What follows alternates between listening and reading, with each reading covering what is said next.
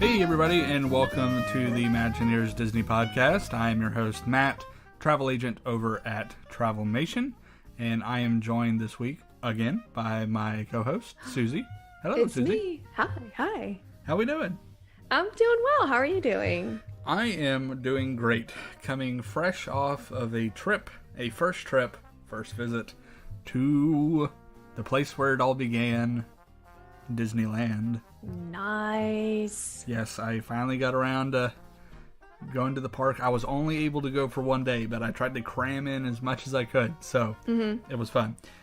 So we're actually going to talk about that today, and kind of a first-timer perspective of what the park's like. I'm going to actually field some questions from Susie. I have no idea what she's going to say. I have so many.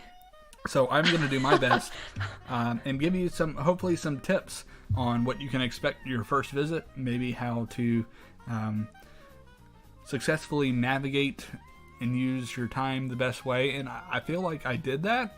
I have a great network of friends out in California. Some of our very own travel agents out there.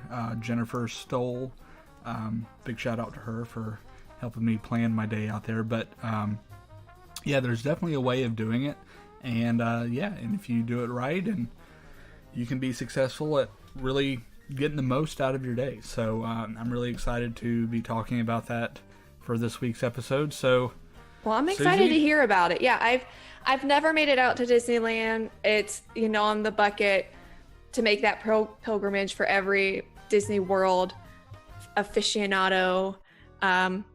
I just haven't done it myself, so I have many questions. Why don't you just tell us how your day, kind of like run us through an overview of just like how your day went, where you went to, and how you navigated between the various parks. Okay, so first of all, Disneyland has two parks. There is the Disneyland Park, and then there is California Adventure. And I think right off the bat, one of the different things, especially in a lot of this is going to be really helpful for people who have are familiar with the Disney World parks out here in Orlando. We know the distance between those parks can be challenging sometimes. Yeah, you're not really getting anywhere in under about 40 minutes. You can be 30 minutes on a good day, maybe.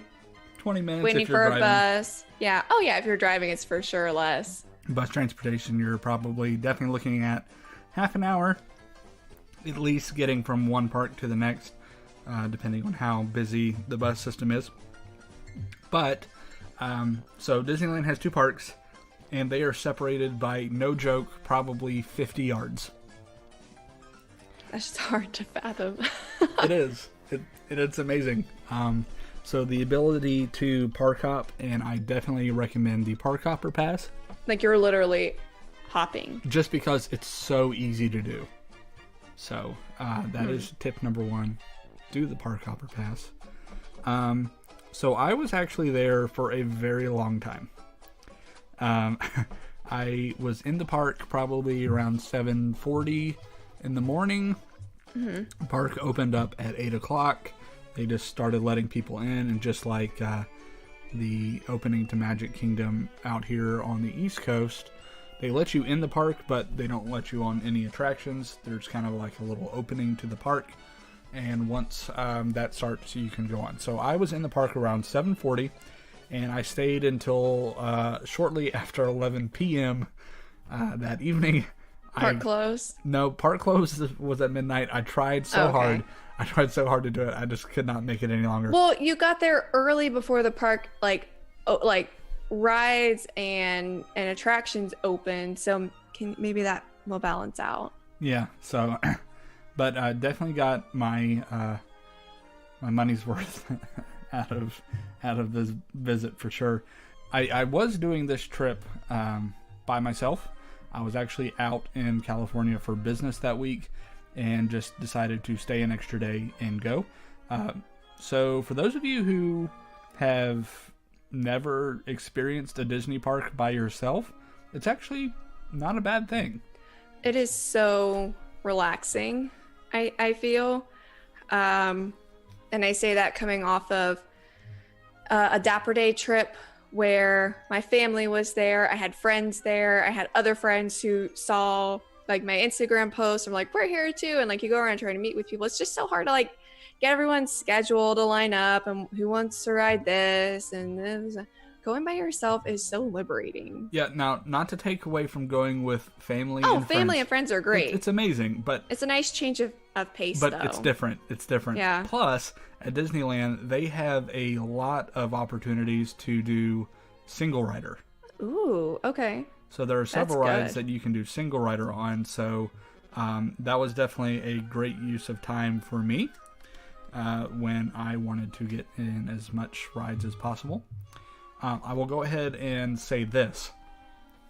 Their FastPass system is so much better than the one that we have. Like, I don't understand why it's so different. Mm-hmm. I wish they would incorporate what they have at Disneyland to Disney World. Because it would save so much headache and so much frustration and tears of... literal tears of not getting FastPasses. So they're on some type of paper system or that same structure, right? Where like you get a fast pass and until you use that fast pass, you can't accumulate any other fast passes. That is correct. That is correct. So they are still on the paper system, but what is really great is they have another system called MaxPass, and it is $10 for the day per ticket. So, but it is the best $10 I've ever spent at a Disney park, hands down. Well, I was going to say, you can't really get anything at all at a Disney park for $10, so it already sounds like it's worth its price. So like I said, it is the paper system, but you don't physically have to walk to that attraction to get the physical pass. It's digital. It pops up, it saves to your app and into the Disneyland app. And it just saves a lot of time and selecting those fast passes, and you get more fast passes. So just strategically use those as you go into the parks in the morning. This is the other thing: the MaxPass is only good while you are in the park for the day that you are in the park. So once you physically enter into the turnstile, you can then begin to make selections. There's no prior selection like we have out here at Walt Disney World with the 30-day window and the 60-day window if you are a resort guest. So it is first come, first serve, and I love it because it's so hard getting good fast passes out here for Flight of Passage and for Slinky Dog. Seven Dwarfs Mine Train, just like the big ticket items in each park, and this is kind of like a level playing field for everybody, and it doesn't eliminate anybody. So like as pass holders, like I don't go down to a lot of my planned trips to Disney World are kind of spur of the moment stuff. But then like all the fast passes are gone. So it's just a really nice system, and I hope one day that they incorporate it. So there's that. I don't know, because you would be taking away something that people are so used to. It'd be like reverting back to something, even though it's different. Like I get that. I just think that would be a really big change. Oh, but sometimes change is so good. Oh, I don't mind it. I'm just saying that would. Now, do you still use, like, I guess this is a really basic, but like Magic Bands, My Disney Experience for other things out there? No, they do not have Magic Bands. Are they on a card? Yes, you have a card or an app. You can just scan the app. So cell phones are a big thing out there. And this actually is another and really important thing, because your cell phone is very important, especially if you're using the MaxPass app. Excuse me, the MaxPass system on the Disneyland app. Bring your portable phone chargers, because it is going to drain your battery and you're going to need it. So that is something I would recommend to first timers going to Disneyland. Do not forget your phone chargers, your portable phone chargers. And just like Walt Disney World, they do have the charger portable stations that you can go and purchase for $30 each that are refillable. So once the fuel rod runs out, you can go and replace it for a new one. So okay. And California Adventure is the same way for fast passes? Yes. So it works. Cool. It works for both parks, and you can select if you have a park hopper. So if you have a park hopper linked to your account, you can do fast passes for both parks. When you go into the MaxPass section, you select either Disneyland Park or California Adventure. Okay. All right. So you got a lot of my logistics questions figured out. It's, those are good things to know, because if you're used to going to Disney World, that's a total shift. We rely really heavily on that My Disney Experience app for like everything. It's refreshing constantly to see if you can get another fast pass or to see if anything's opened up. So that's good to know. All right. But you didn't just go to Disneyland to look around, although I'm sure there's a lot of things to see. Attractions. Yes. Pros and cons of different attractions. I know they've got stuff we don't. Mostly pros. There's not very many mostly cons. Pros. Yeah. Well, we have a lot of like sister attractions, but they're different. So I want to hear your perspective, because so many people have told me how they feel about things. I've seen pictures, but like what were your big takeaways, especially for the attractions that we're so used to at Disney World? Okay, so here's my hot take. You ready? I'm ready. Everybody brace yourselves. Oh, okay. I never thought I'd say this, but after experiencing it firsthand, I am going to say that Disneyland Park is better than Magic Kingdom. There, I said it. Oh my gosh. I wasn't expecting that. Really? Yep. Really? That's just my opinion. Hopefully I can persuade some of you to come out here and to California and see why. But yeah, it just, everything is just kind of better. I don't know. It's weird. Almost everything. So we have the castle. Okay. We have the castle.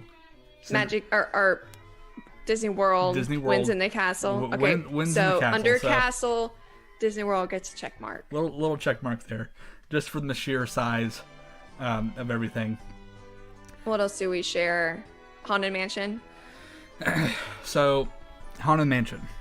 All right. Oh my goodness, I could just tell you've got a lot to like get out. You're just like full of feelings about this. Yeah, lots of feelings.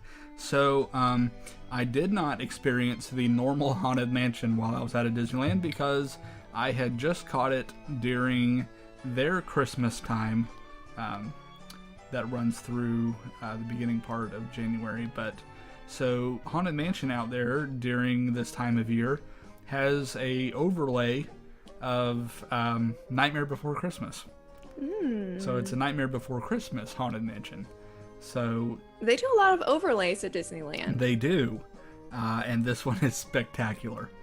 It goes down for a few weeks and then comes back, and they have filled the scenes full of Nightmare Before Christmas references and animatronics. There's an actual Jack Skellington animatronic. There's a Sally animatronic. Oh my gosh. Yeah, like the music and narration is all changed.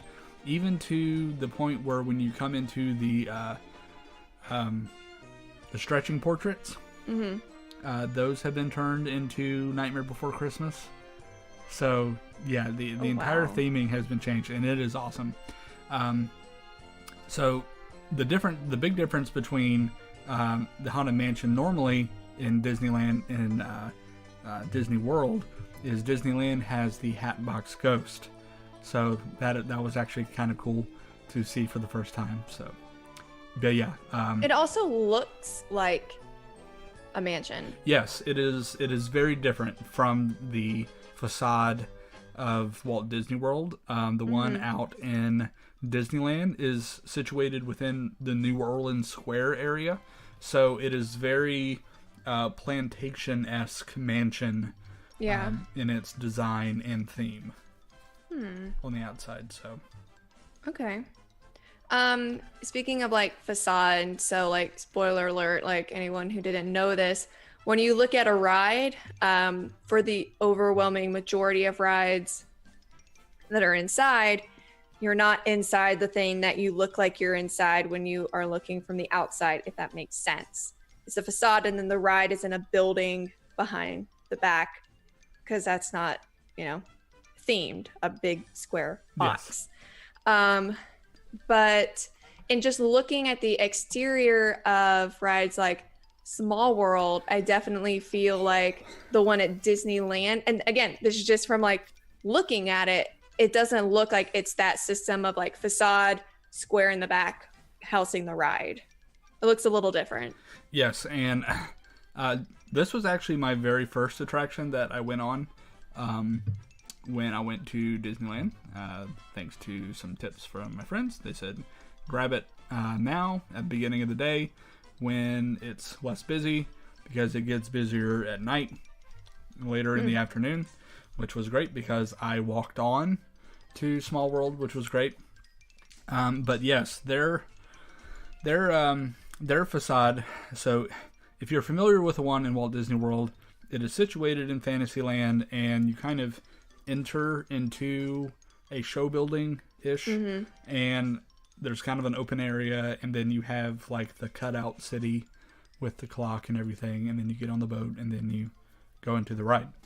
The one out in California, the queue is outside.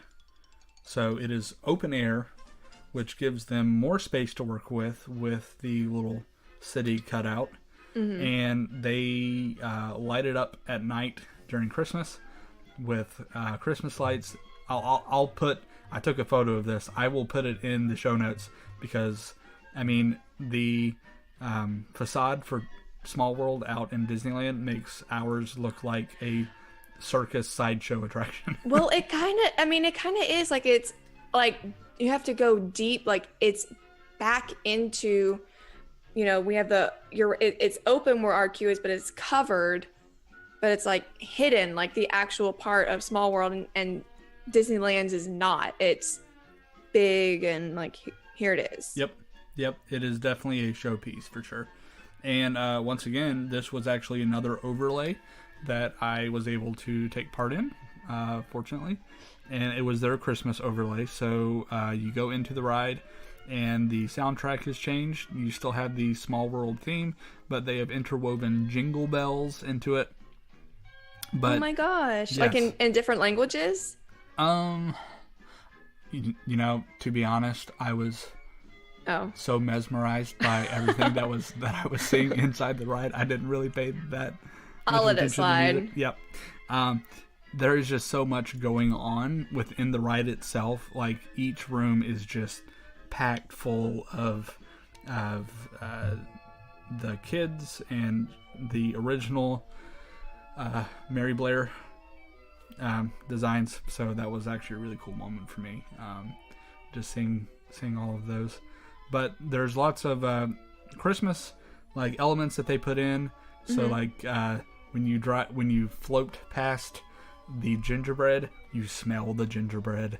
When you go past the peppermint, you smell the peppermint. It is just so great. So, Well, I can see how you would get distracted. Yes. I'm trying to think of like other like main. Oh my gosh, who can forget? Pirates. Okay. Yes. We have a Pirates. They have a Pirates. Yes. So their Pirates is much longer than ours, which makes it better in my opinion. Obviously, because you get more of a ride, I love Pirates of the Caribbean. I wish it was longer. Yeah, there's like a whole different bayou scene at the beginning of the ride, and then there's when you go into like the little cavern cave areas, they have some extra scenes there, and then so like at Walt Disney World, the end of the ride is just past the prison scene with the dog and the keys. Theirs continues on for a couple more scenes where the drunk pirates are like shooting at a barrel of TNT explosives. So, and then you have Jack. Then you have Jack. I was gonna ask if Jack Sparrow was, and I figured he was since Johnny Depp has showed up out there before. Yes. And then they have 2 drops. We have 1. They have 2 drops. 2 drops. Are they like dispersed throughout the ride, or are they near they're each pretty other? close together. Okay. Towards the end. Excuse me. Towards the beginning of the ride. So. Interesting. Yeah, super fun. Yeah, I'm surprised that, considering Magic Kingdom is significantly larger, an area, that our rides are shorter. You bring up a good point. So I think this is a plus for Disneyland as well. You basically have, I would say, very close to the same amount of attractions. There's definitely some different ones at Disneyland than you have at Disney World. Like, they don't have Seven Dwarfs Mine Train. They don't have Enchanted Tales with Belle. But they have Mr. Toad's Wild Ride. They have the Alice in Wonderland attraction. Yeah, their Fantasyland is just chock full of nice little classic dark rides. So, especially Mr. Toad. But they've all got to be like literally like next door neighbors. Yes, they are very, very close together. So it is definitely more compact. In fact, I've heard that Disneyland can fit inside of the parking lot at Magic Kingdom out at Disney World. So, but I think this is a plus because you're not walking as far. So you're not wearing yourself out, jumping from one end of the park to the other. You know, it's kind of all within a nice little walking distance. Leisurely walk from yes one attraction to another. All right, I'm just going down the list in my mind, trying to compare different things. And I think I know what the answer for this one is going to be. So we've done Haunted Mansion. We've done Haunted Mansion. We've done Small World. We've done Pirates. Pirates. Who has the better Space Mountain? Disneyland for sure has the better Space Mountain. I know they get overlays, but like, is that like the only reason? Like, why is it better? Okay, so yes, they do get overlays. This one did not have an overlay at the time. They do. They've had Star Wars before, which I really had wished our Space Mountain would, but it didn't. So their ride vehicles for Space Mountain are a little bit different than ours. They seat side by side, 2. So row of 2, row of 2, row of 2, instead of stacked. 1, 2, 3, 4. So it's a little bit more of a comfortable fit inside of the vehicle. It's an over-the-head harness, so that makes it a little bit more comfortable. You're not bouncing around as much. Yeah. Also, I could see that. Also, that puts the speakers right behind your head, so you really get to hear the sound effects.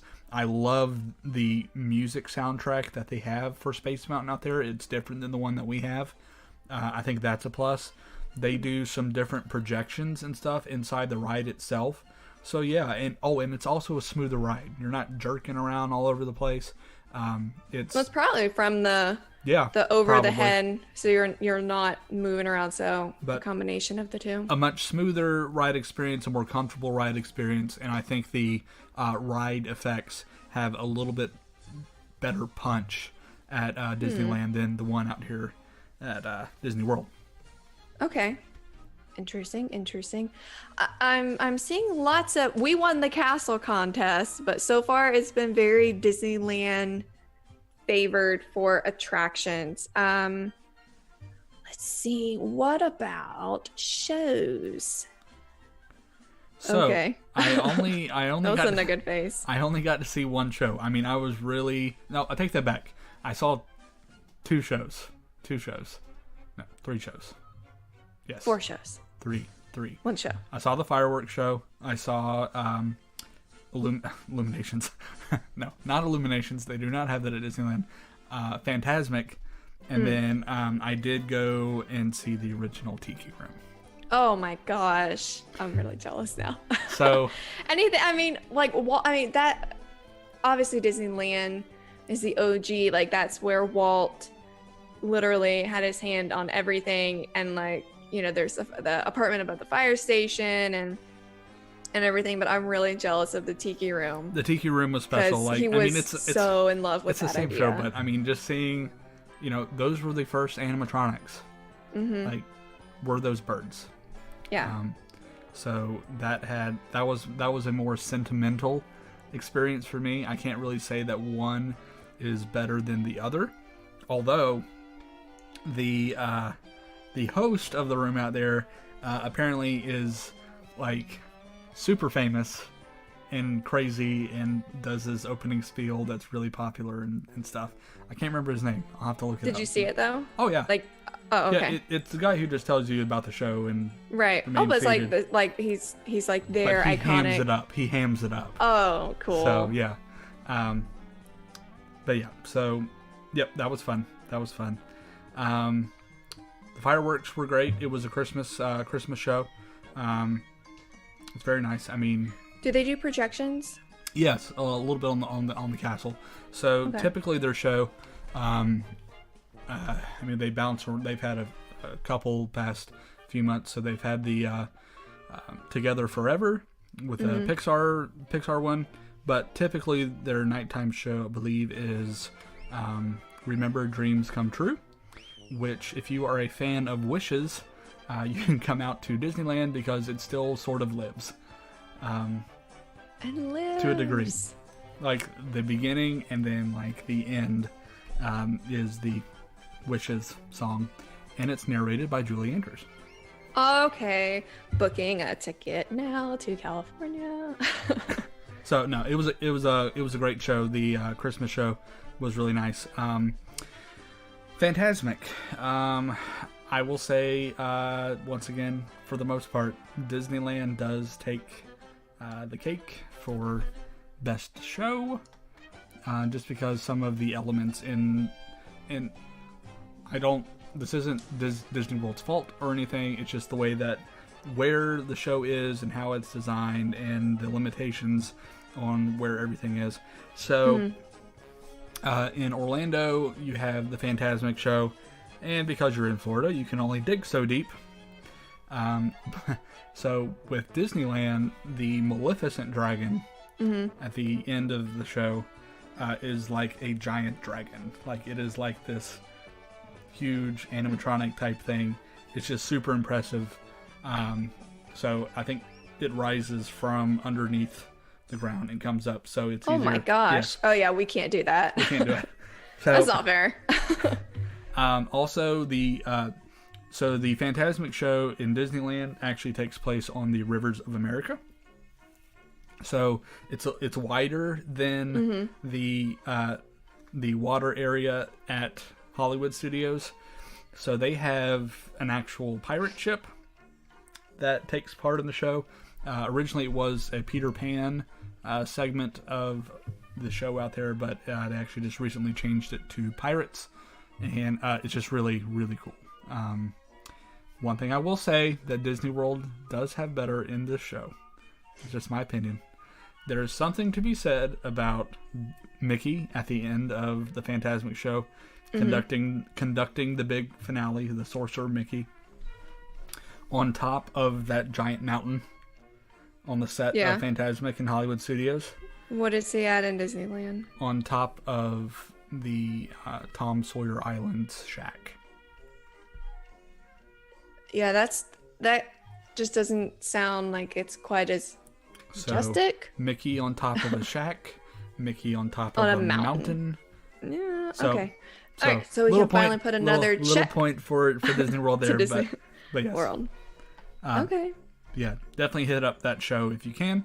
And the way that you can actually get fast passes for this, you can actually go to they have a fast pass kiosk right outside Rivers of America, and I would almost recommend doing this as early as you can when you get into the park, is going to that and then scanning your ticket, and then you will get a return time for one of the two shows later that evening. Okay.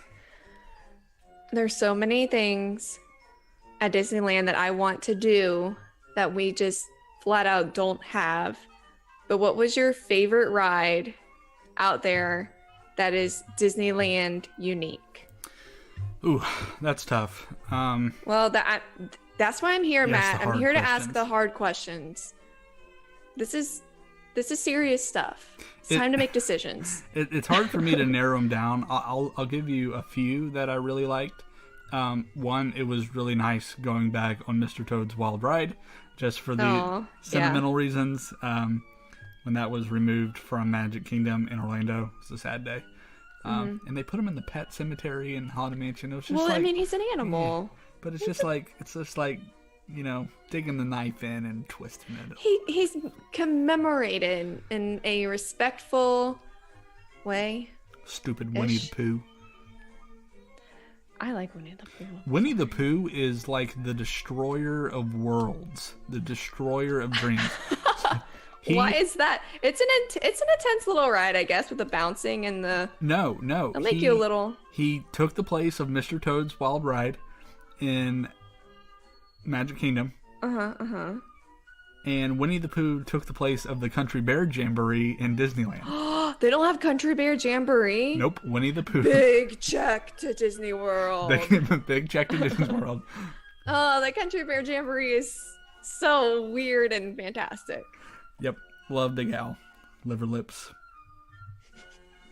All right, so Mr. Toad. Mr. Toad, the Alice in Wonderland dark ride was actually kind of cool and unique. So that was a highlight for me in Fantasyland. Over at California Adventure, they have some really, really nice attractions. So I did do the Guardians of the Galaxy Tower Mission of Terror. Breakout. Yes, the formerly Tower of Terror. That's what it was. That was really fun. It was a fun experience. It's a fun ride. So it is basically the same ride system as the Tower of Terror attraction that they had in Disneyland. They just tweaked it a little bit, changed it to Guardians, added some video elements, some music elements. So you have a randomized soundtrack that the ride goes to every time you ride. So you'll have a different song each time. Oh, that's cool. That's pretty cool. That's very Guardians of the Galaxy-esque. Yep. The Incredicoaster was really fun. If I were to say one tip, and I'm glad I did this, I went on the Incredicoaster at night. And so they do lots of little visual elements in some of the spots during the coaster itself that can be best seen at night. So that was definitely a plus for there. And that attraction is also single rider, so that is was fun to do. So skip some line. Did you do the Matterhorn? I did not do the Matterhorn because it was under refurb. I was very sad. Oh, okay, that's a bummer. I was a little bummed out. I'm sorry. But yeah, so that was sad. But to make up for it, the best ride in California Adventure, definitely Radiator Springs Racers.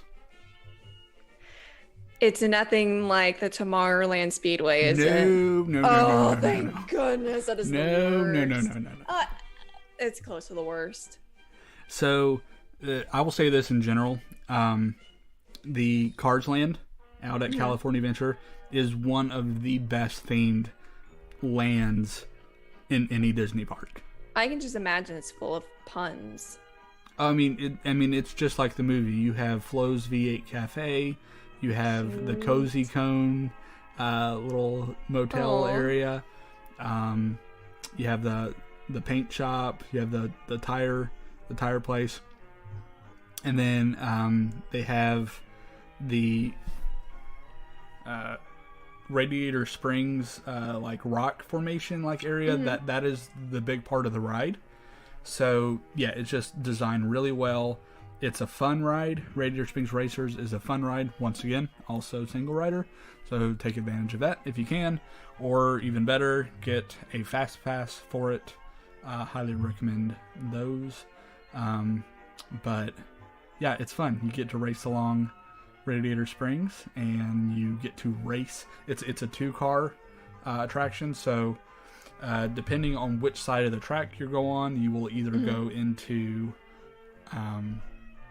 the tire shop to get new tires, or go into the paint shop to get a new paint job, and then the two cars meet back up, and then you race to the finish line. Oh, cool. So yeah, it's really, really fun. So, and the animatronics in that ride itself, because it is a part dark ride, part outside ride, very similar to kind of like Test Track, where part of it's inside and then part of it's outside, where you really race. It's all outside. But yeah, like the Lightning McQueen animatronic and the Mater animatronic, they're just so cool. They have the tractors, the tractor tipping. Like the Yep. So speaking of animatronics, yes, you know what's not an animatronic? Real people. This is a transition. I'm trying to figure it out. It's in the process. I'm trying to see where you're going with this. What are the characters like at Disneyland? Wait, what? The characters. Character greets. Okay. Did you see that? And yes. navigated I a little you. way. I got you. I came back though. So yeah, that's my best one yet. So the character meets are a little different at Disneyland, and I actually, sorry, I'm team Disneyland on this one too. Oh my gosh! Just the way it is. Okay. So a lot of the characters that you meet in Disneyland aren't like in a specific spot. They roam. What? They roam around. So like, I didn't see a whole lot, and maybe I just wasn't looking hard enough. But so like I was in Fantasyland, and then all of a sudden I see Belle. She's just kind of wandering around, and all you gotta do, you just stop her and take a picture and take a photo, and then you're on your way. Wow. Dr. Facilier was in New Orleans Square.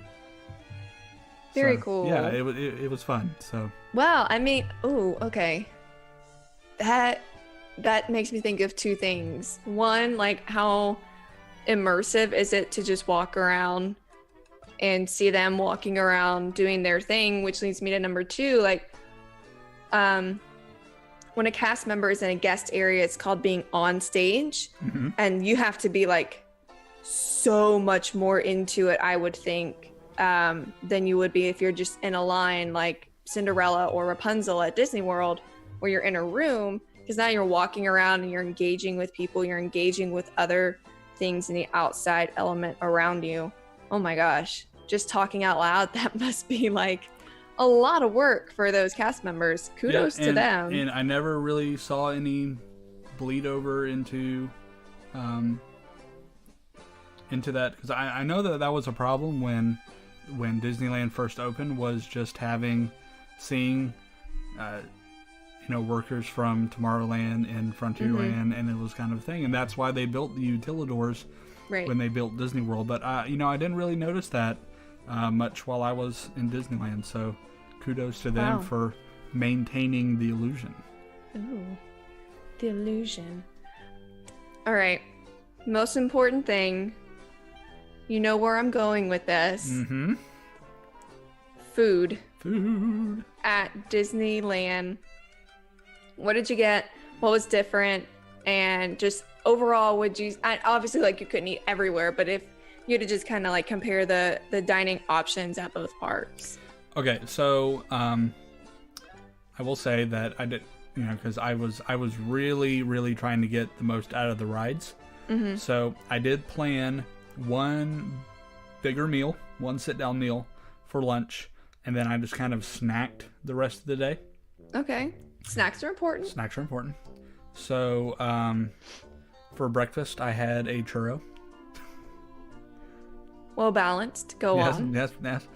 So I needed to try an original Disneyland churro, so I did, and it was awesome. And I didn't really eat much after that. I actually had some like a granola bar that I brought into the park with me, but because I knew that I was going to be eating lunch soon. So I actually ate at Cafe Orleans in New Orleans Square, and it was awesome. So what they are famous for is the Monte Cristo sandwich. and it was phenomenal. I will post once again the picture of that. Oh, it was so good. Deep fried goodness. Oh my gosh.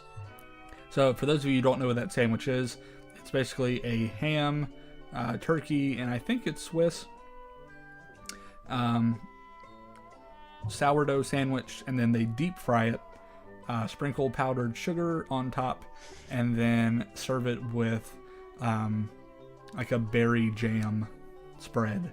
So oh my gosh. It was very savory, very sweet, very heavy. And very unique to Disneyland. Yes. So, yeah, if you're going to go, you got to get whatever they're famous for. Yep. Then for dinner, I did have a corn dog from Little Red Wagon in Magic Kingdom, so that was actually good. So I did some snacky things, and then I had a good, nice meal at Cafe Orleans. And then I had a couple more snacks. I went over to California Adventure and had to try a couple of the new things over at Pixar Pier. Yeah. So I will say this. This was, whoever came up with this is a brilliant, brilliant person. Hope they have a raise. So when you ride the Incredicoaster and you're trying to catch Jack because he's going through all of his powers and you're trying to catch up with him. So Mr. Incredible tries to lure Jack in with Num Num cookies from What's the movie. a Num Num? Yeah, but like what? But like what is it? I mean, on the ride, like a cookie? he's just trying to catch him with okay. cookies, and you smell the cookie, right? On the ride, so it's cool. As you exit the ride, there's the stand for Jack's Cookie Num Nums.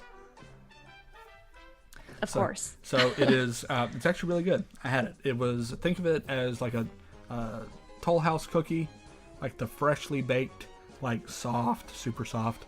But they're like freshly made, so they're really good.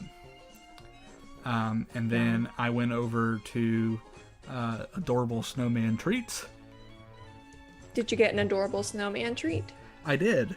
So it's the snowman, the adorable snowman, not the abominable snowman from Monsters Inc. with the lemon snow cones. What are the adorable snowman or the agreeable snowman? Yeah. So I was actually slightly disappointed, not really, but they didn't actually serve snow cones. And especially not lemon flavored. They serve lemon flavored soft serve. So it's like okay. It's like lemon Dole Whip. And then that's close enough, I guess. And then there was a blue raspberry like slush mixed in with it. So and then topped with a cherry. So I will also took a picture of that, so I will post that. But yeah, that was maybe one of my favorite snacks while I was there. So that was fun. Wow. So on the checklist, it's definitely looking like Disneyland is the winner for you between the two. Well, I definitely want to hear from anyone else who's been to both what they think. And I wonder if people who are so used to Disneyland when they come out to Disney World, if it's overwhelming because we have a completely different system. We have so many more parks. It's huge. Yeah. That's a total different shift. While it's on my brain, just a couple little last things that really stuck out to me in Disneyland on some of the attractions that I did. Big Thunder Mountain is incredible. It's a smoother ride. Like it's not. Yeah, ours is. It's rough. It's a rough ride. It's brutal. Yeah, it's a smoother ride, and they do like projections. Well, they have animatronic animals like the goat with the dynamite in its mouth, and you go around the bend. And so at Walt Disney World, when you do the big climb and you're like in the little cave cavern, theirs is actually a mine shaft, and they project the lit fuses as you go up the side of oh cute. And then they explode at the top, and like they do like little little explosion tricks and effects that are just a nice little subtle addition to the ride. So I think we have the better queue. I think the queue for Walt Disney World for Big Thunder is better, but the ride itself is probably Goes to Disneyland. edge to Disneyland. They do have Indiana Jones, which was an interesting ride. It's the same ride vehicle as Dinosaur, but it's Indiana Jones. It's kind of fun. I'm all about that. Yeah, really elaborate ride. Like the scenes that you go through are just really big and open, and for as old as that ride is, it's pretty cool. And getting to see it. So, and I think maybe lastly, yes, Jungle Cruise. Oh yeah, the original Jungle Cruise. It's the Jungle Cruise, but it just goes to show you just how I love everything about the Jungle Cruise. I love the humor and stuff in it. So at Disney World, everything kind of ties in together. So like the Jungle Cruise and the Tiki Room all weave into the Jungle Navigation Company Limited Skipper Canteen, which is the restaurant there in Magic Kingdom, which is amazing, and also Trader Sam's. So like all four of those things just kind of meld together. Yeah. And so they have the Jungle Cruise out on the West Coast, and they also have a Trader Sam's out on the West Coast too. That is in the Disneyland Hotel, and they pay homage to stuff out here as well. So it's cool. It's like a little mini universe.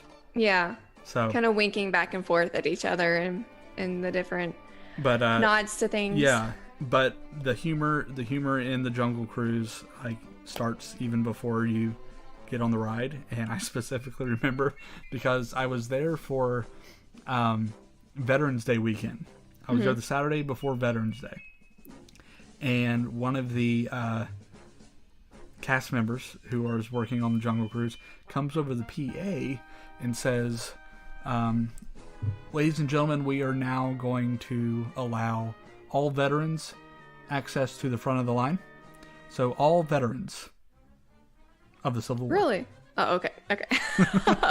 Of the Civil War. I was going to say, wow. I was like, wow, that's awesome. And then she's like, I'm a veteran. Like, so got him. Typical cheesy Disneyland humor.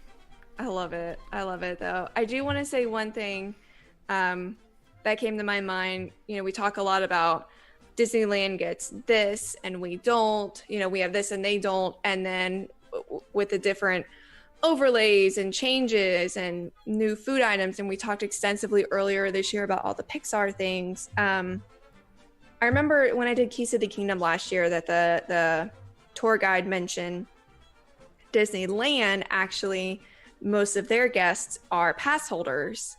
Yeah, whereas I would say that's true. The majority of people who come to Disney World, first timers, people from out of state, or we have a larger international group of guests who come to Disney World as opposed to Disneyland. So that's why at Disneyland you'll see a lot of changes, like Tower of Terror turning into the Guardian ride, because they're wanting to change it up more frequently to give more variety for the annual pass holders who come there frequently. And then Disney World, you'll see we add new things instead of changing too many of the traditional staple rides, since we have a larger group of people who haven't been there before coming to visit. So that's just something I thought of I'm just trying to give a little bit of defense for Walt Disney World, just because I haven't been to Disneyland. So I'm just trying to. And I'm in no way trying to bash Walt Disney World. They're just different in their own. Walt Disney World respects. is my park. It's my park. That is my home. Backyard. But and then I think we'll end with this. But it's Walt's park. Yeah. Oh my gosh. That's got to be special. It was so special. Just going in and seeing just everything that he created for all of us to enjoy and to share with our friends and our family, and seeing the partner statue and coming down, exiting the park, at night, and then looking to my right and seeing the firehouse and the light in the window. And that's it's a park. cool. So. Yeah, that's really special. Yeah. And, it's because of that we have what we have here, and we have films and movies and TV shows and all these other memories all around the world, and it's touched so many different people that for you to be able to go back and see like where it all started, it's really a fortunate thing. Yep, had a small moment, but that's okay. I would too. I would have a big moment. Are you kidding me? Yeah, so it was keep it together, really, stay cool. It was really great. I couldn't. It was really great, and it was a great trip. So as the travel agent, I mean, we don't just do Walt Disney World. We do Disneyland. So like, I would be more than happy to make this dream come a reality for you and your family. If you want to make a trip out to the Disneyland parks, it's an incredible experience. And if you are a Disney fan, if you are a diehard Disney fan, this is the park for you. Just the rides, the attractions, the food, walking where Walt walked. So if that appeals to you, I'd be more than happy to get you started on that. So email me. My email is matt@travelmation.net, and just let me know when you'd like to go. So, I mean, the weather out in California is pretty much great all year long. So there's always a great time to be going, and I would love to help you. So, Susie, thank you for fielding some questions to me. I tell you, I'm just a sponge about it. I want to know as much as I can. I'm living vicariously. I'll get out there sometime. It's a little further than the 2.5 hour commute down to Disney World. So it's definitely at the top of my to-do list after like actual things like laundry and dishes. But getting to Disneyland is a dream. I can't wait. And I was really excited to hear your trip and how it's different. And hopefully, y'all all learned something. If you're familiar with our system of doing things, going out there, now you're in the know. Yep. So yeah, it just can't say enough about it. So, well, thank you everyone once again for listening to the podcast. We sure do appreciate you taking your time every week to tune in and listen to what we have to say and what we ramble on about and everything. There wasn't that much ice cream talk tonight. I don't think it was too much. Not too much. Ramble. But we would love for you to subscribe to the podcast. If you have not, you can find us on Apple iTunes. You can find us on Google Play, and you can find us on Stitcher. So whatever format you enjoy listening to, go ahead and add us and go ahead and rate us too. Then we post all the episodes, the weekly episodes, on our Facebook page. You can find us on Facebook. We are the Imagineers Disney Podcast. And join in on the conversation. If you have been to Disneyland, tell us what your favorite part is. If you haven't been to Disneyland, tell us, what would you look forward to most to see while you're there. So, but get involved with the conversation. And until next week, we hope to join you again for another exciting episode. And on behalf of Susie and myself, we just wish you a very happy rest of your week. And until next time, remember, if you can dream it, you can do it.